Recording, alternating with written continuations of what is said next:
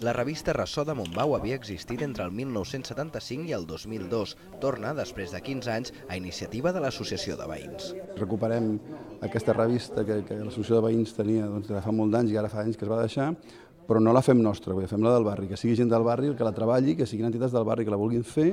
Hi participen una dotzena de veïns voluntaris que contacten amb entitats, comerços i equipaments per tractar diferents temes.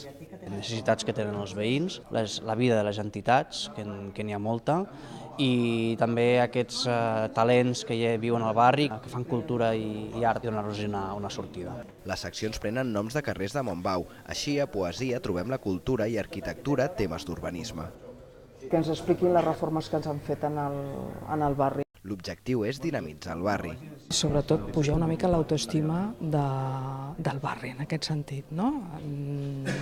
No només amb informació pura i dura relativa a l'associació i les lluites amb l'Ajuntament, sinó també explicant què fa la gent, què fan les botigues. Té una tirada de 2.500 exemplars i una periodicitat quadrimestral. Busquen anunciants que vulguin sortir-hi per fer-la viable.